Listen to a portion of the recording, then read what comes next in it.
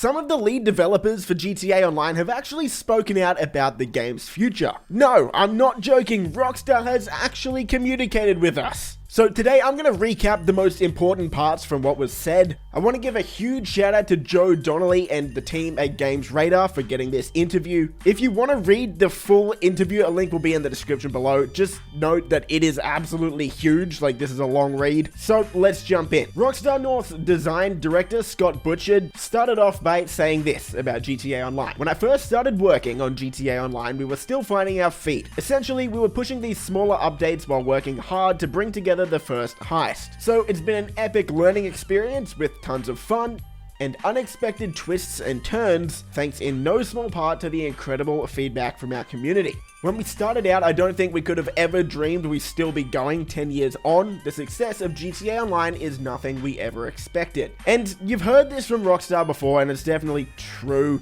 It's pretty clear that they didn't expect the game to be going this long. A lot of design decisions reflect that. He goes on to say, certainly, we want to make sure GTA Online updates are free and accessible to everyone so that our entire community can experience it together. That still stands today. Looking back at the start, we were pushing GTA Online primarily as a multiplayer experience. Whether it was co-op or competitive, we felt we needed to get players in and have fun playing together in a shared space. As time went on, we realized so much of the experience works better when we provide more potential to enjoy the game on an individual level, and that the core experience can then be changed and improved upon by playing with others. And again, you can see this is very much true. The easiest way to see this is look back at the original 5 heists. All of them need 4 players except for Fleecer, which needs 2, and as time went on, Rockstar sort of made it more solo friendly. Doomsday and Casino only needed 2 players, and then of course Cayo Perico is solo. We do have to remember that GTA Online's 10 years old, so when it came out,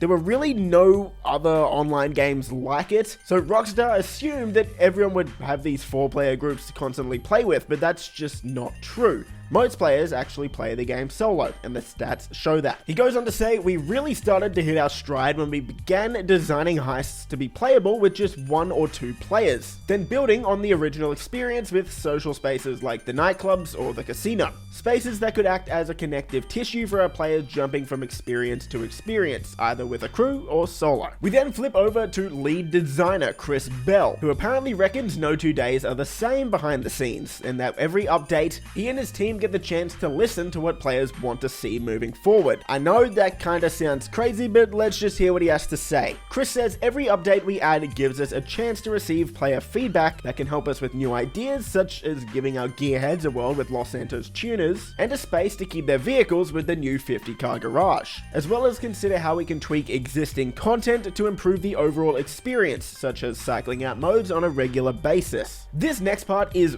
really important to understanding Rockstar's design decisions. With there being such a large and varied amount of experiences in GTA Online at this point, there's always the challenge of keeping things fresh that's going to appeal both to our veteran audience and any new players that may be playing it as their first bit of gameplay beyond the tutorial. That is really important, and a lot of us, including myself, don't actually take that into consideration when a lot of these DLCs come out. I know most of you guys watching this video, including myself again, are veteran players. We've been playing this for years, but it's important to understand that most players just play GTA Online very, very casually. That's why it seems like it's pretty rare that Rockstar will ever give us something that appeals to the veteran players. I've said it a handful of times in videos, there's no real end game in GTA Online, and that's because Rockstar is stuck in this constant cycle of trying to appeal to the older guys, sure, but really their main audience is the casual player.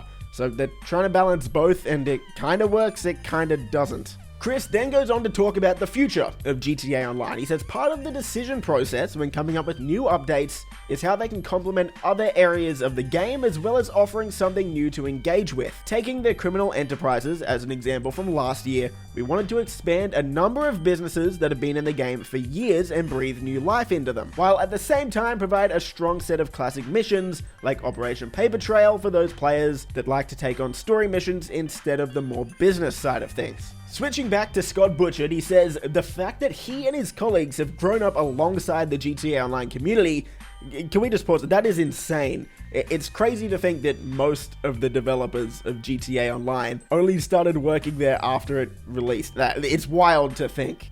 Anyway, that means he's pleased with the balance between community feedback and the team's own design emphasis. He says that so many changes start out from suggestions from the community and evolve through the lens of the team's own hopes for the game and where it might go next. The criminal career builder that was introduced with the expanded and enhanced edition last year, for example, aims to help new faces find their feet in San Andreas, while things like the gun van might appeal to more veteran players. Scott says, frankly, there are so many cool ideas and directions we can take, and it's great to still surprise our players and give them something to be excited about. Almost 10 years old, that's a really cool thing to be able to do. The community's contribution to the overall design of the game has only increased over time. Our vision remains, but it's in a beautiful partnership with the community. We still have our plans, but they're less hard locked in than they once were to allow for external input. We're always working to balance things in a way that makes sense for every player and playstyle, so that there's something for everyone to have fun doing.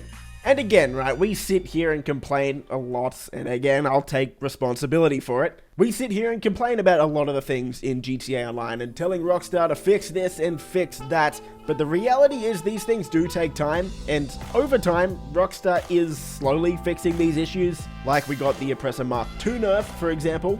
The ability to block contacts, snacks are now on the weapon wheel, all of these sorts of things, right? Now, should these have been addressed earlier?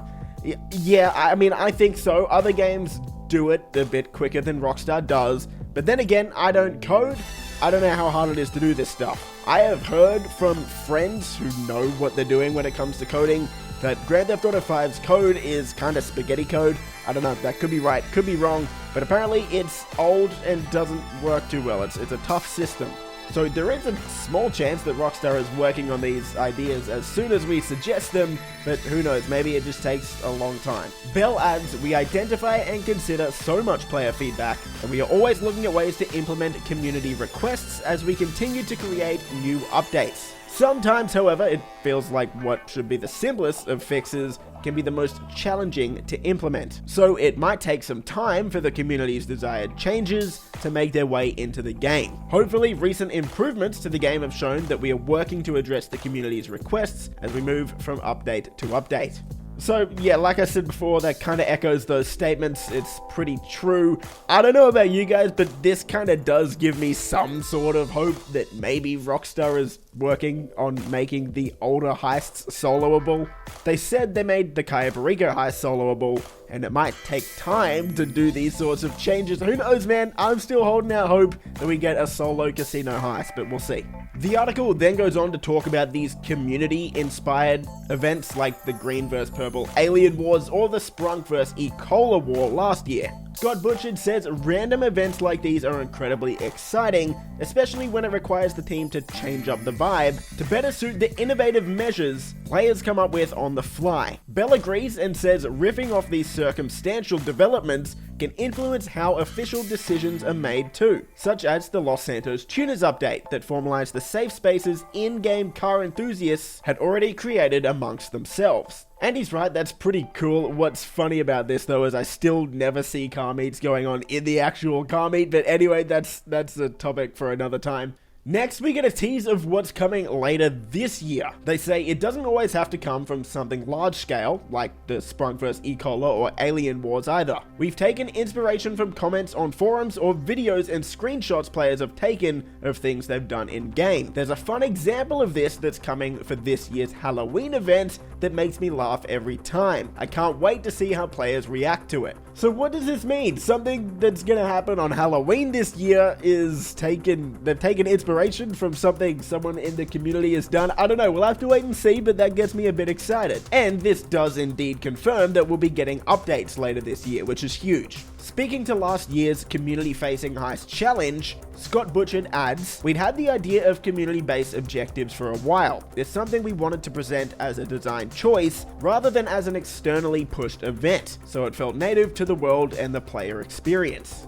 Naturally occurring community-led events like Green vs. Purple really solidified how important these could be, and that was something we should be looking at more. The idea of everyone coming together and pulling in the same direction to complete a shared goal is great, and it's something we will continue to look at more in the future. After seeing the Alien War unfold, we certainly wanted to explore ways that we could tap into similar rivalries and allegiances across the community. It was fun to add in for a limited time and see players change up their regular playstyle for a while, and also give us a chance to give out some rewards unique to that moment. So it sounds like we'll be getting some more cool community events in the future, and I think that's awesome. That's something I want to see for sure. But to summarize everything and my thoughts on all of this, all of that's fantastic, but what I think most of the community wants is at least 2 very solid updates per year. It's awesome to finally see the fruits of Rockstar's labor and all of these awesome changes that we've been asking for come into the game, like the oppressor nerf and all of the quality of life improvements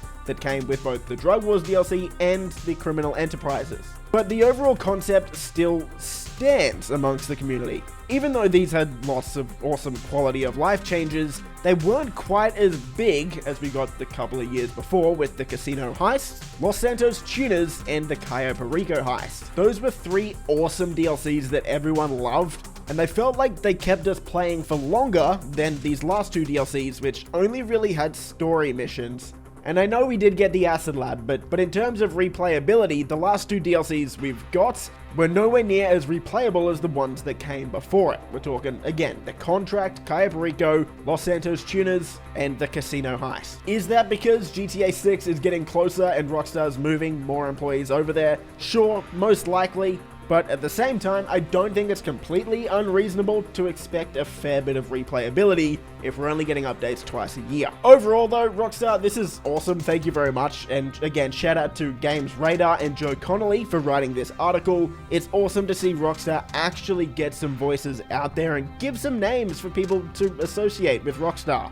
It makes it seem like we're not just getting fed content from this giant, enormous entity that we don't know anything about. Now we can actually put some names to it. We know Scott Butchard and Chris Bell work at Rockstar, and they're helping get these DLCs out. So I think that'll help the community actually put some names, or put some faces to Rockstar, and just overall, hopefully, build some rapport within the community. This article can't go without some criticism though. These are obviously softball questions, which understandably those are the only ones Rockstar wants to answer. Even though it's unlikely, I would still like to see in the future Rockstar take some community questions, because hopefully that way we could get some answers for some of the biggest issues within the game. But overall, this is definitely a step in the right direction. So if you guys enjoyed, a thumbs up would be awesome. Subscribe for more stuff like this. Hope you're staying safe, and I will see you in the next video. Peace! Favorite color, money green. I've been on my grind since I was in the 7th grade. Had my first kid.